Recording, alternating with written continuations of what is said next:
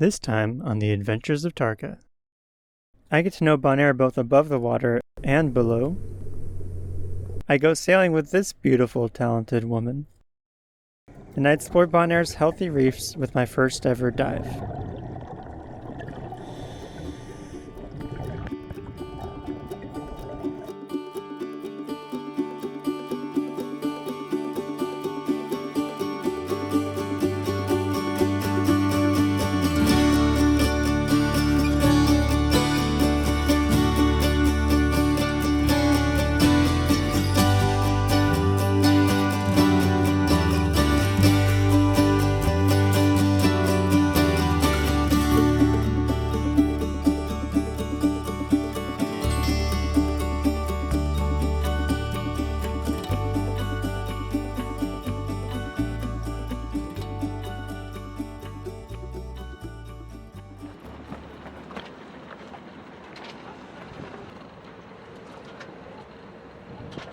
After 4 days at sea, and quite a long time on much less developed islands, I was actually a bit excited to be in a place with modern conveniences.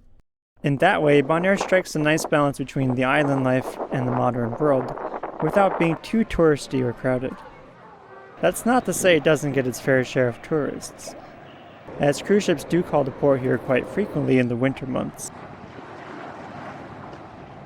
But they leave before sunset every day, taking their tourists with them. In fact, by a total coincidence, I bumped into a friend from grad school while on the island. Rebecca was doing a contract as a glassblower on one of the cruise ships on the dock that day, and was able to get me aboard for a full tour. What? Oh, cool. You have your pieces here. It's super complicated. It came out really well. Yeah, the neck was supposed to be way longer, and then Jeremy smashed it into a door.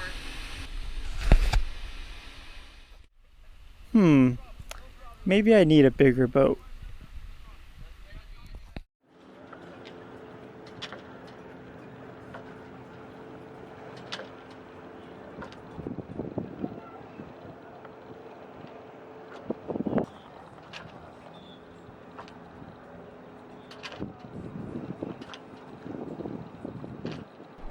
Every day, I've been checking the forecast for a suitable weather window to make the jump over to Panama.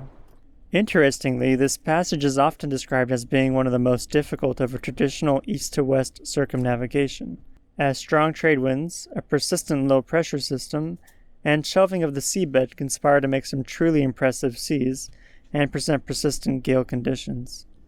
Indeed, there was no weather window for the foreseeable future, and I wasn't going to tackle 35 knots and 15-foot waves if I didn't have to. So I decided to stay put for now and enjoy my newfound paradise.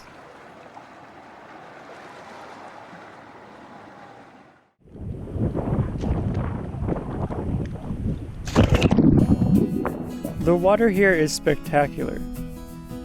It's as clear as a swimming pool and full of life, even just in the anchorage.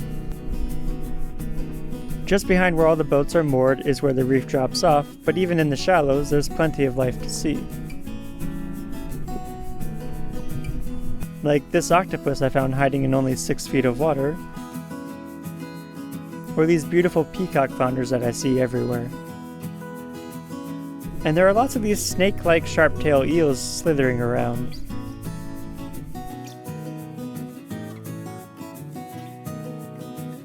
Parrotfish are so abundant here that even after the first day, I stopped filming them entirely.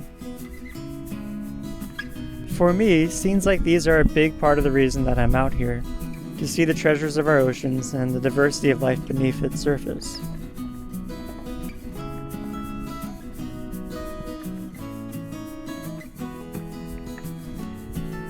There are also efforts underway here to restore some of the vulnerable coral species like staghorn and elkhorn corals, and organizations partner with dive operations to manage coral farms like this one. I think that's pretty cool.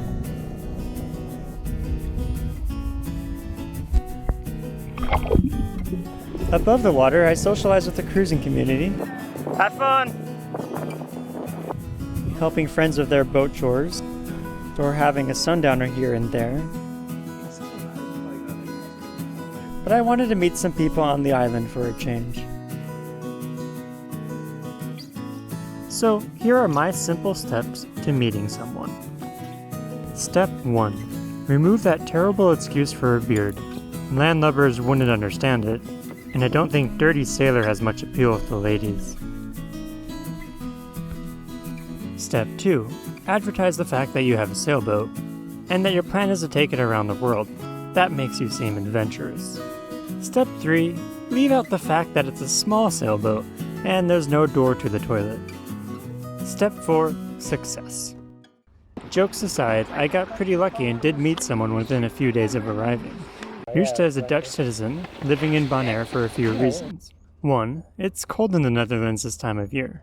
And 2. She's an underwater photographer by trade, and Bonaire offers idyllic working conditions. I thought a nice idea for a day would be a gentle sail into leave Bonaire, so we took Tarka down to the salt pier on the south end of the island. Take a lot of video, because I have a video blog, so I'm always shooting video. I'm really good at making conversation. So you'll be on an episode someday. Probably not for like another year though.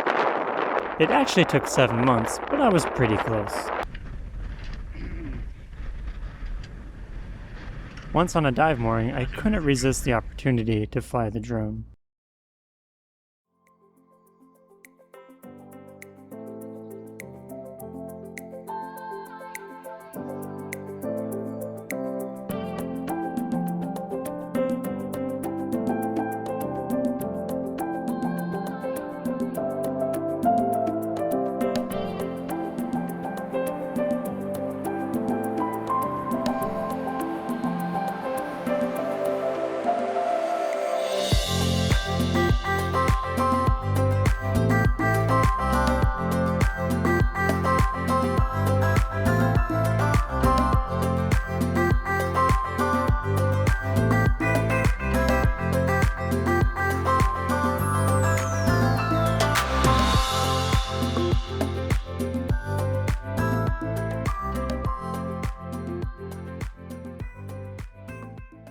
With the toys put away, it was time to jump in and explore below.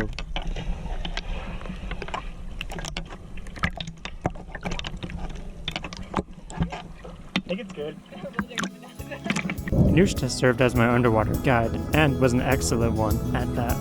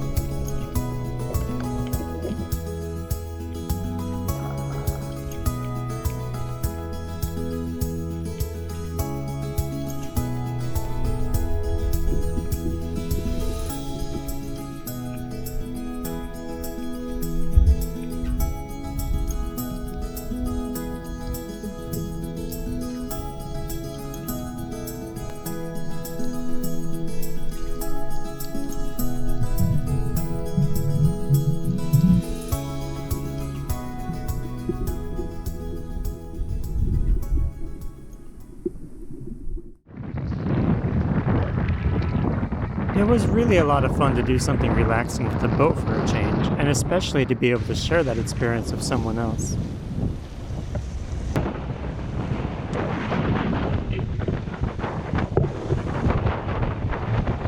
At the end of the day, we took Tarka back up the island and settled in for another perfect Caribbean sunset.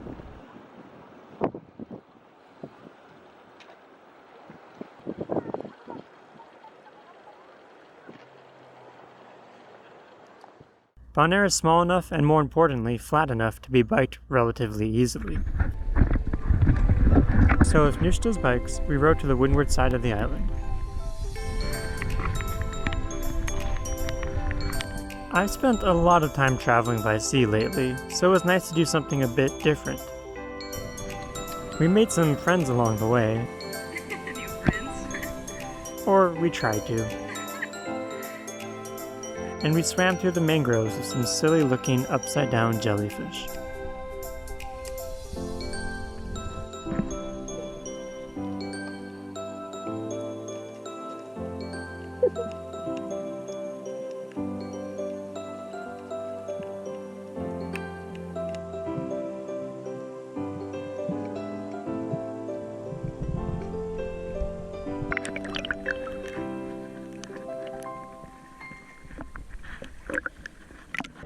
Nusta is also a dive master and took me on my first ever dive. Now, I'm not dive certified, and I don't carry dive gear on board. There really isn't room for all of it anywhere on the boat, anyway. However, I'm now learning that there's no better way to see these amazing ecosystems. And, well, I think I'm hooked.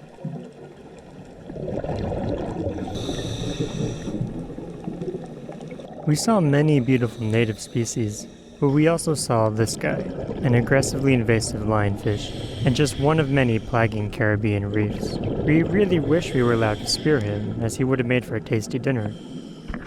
I would like to do more diving, but unfortunately dive lessons are expensive, and would blow my small budget out of the water, so to speak. But I got lucky. Through Nusta, I met a dive instructor that offered PADI certification in return for sailing lessons. But with his full work schedule, we could only do one lesson a week. But then again, the weather to Panama is a mess. I've met a beautiful woman, and I'm about to get free dive lessons in one of the world's top dive destinations. So maybe I can stay just a little longer?